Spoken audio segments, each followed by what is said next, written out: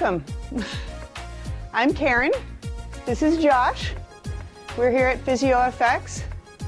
This is Samantha and Natasha. They're going to be helping us demonstrate a few things today for specific to Scarborough Titans. We see a lot of the Scarborough Titans volleyball kids when they're injured. Often will come in for preventative measures. We've seen a lot of times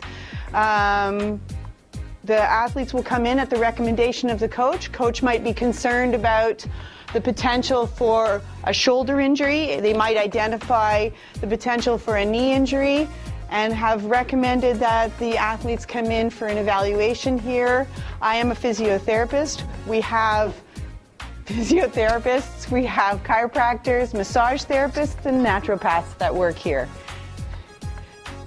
Natasha is going to demonstrate an exercise that we're going to do to strengthen the muscles that are between the shoulder blades. The reason it is important that these are stronger is, again, the sport will cause an imbalance between the chest muscles and the muscles that stabilize the shoulder blade. Without having the proper stability here through the upper back and the shoulder blade, you're going to be at a greater and greater risk, again, of damaging the rotator cuff and having shoulder injuries. So this is something that's a preventative measure, and it's important that it's done on a regular basis. Again, something that's done on your off days at least once a day, and before practice, at practice, you would want to do these as sort of preparatory before you're going out to practice. I often recommend teams do this between games at tournaments so that, again, you're working on maintaining the balance between the muscles of the shoulder blade and the stabilizers and the muscles that are doing all the work in the chest and the biceps area. So Natasha's going to show you from the back so you can see what is the correct area to generate force in this particular exercise. So Tash, can you give a good one for the back? So again, you can see when she does this that the muscles here in the shoulder blades, at the base of the shoulder blades, are pinching in together. She's not doing this by shrugging her shoulders. Show me wrong, shrug your shoulders up. That's incorrect. Okay, so if the shoulders are rising when you're doing this particular exercise, go down or you're going to cramp. That would be incorrect. If the shoulder blades are staying level or slightly dropping down, then you'll know you're doing it correctly. Do it correct again. There you go. And then she relaxes and rests. So there's several ways that this can be done incorrectly. Tosh, can you face? So here is what correct looks like. So you're going to do it correctly. Okay, again, correctly. The band comes to your chest. Your elbows are staying out to the side and coming in behind you. Incorrect is this. See how she's straightened her elbows out? The band is dropping too low.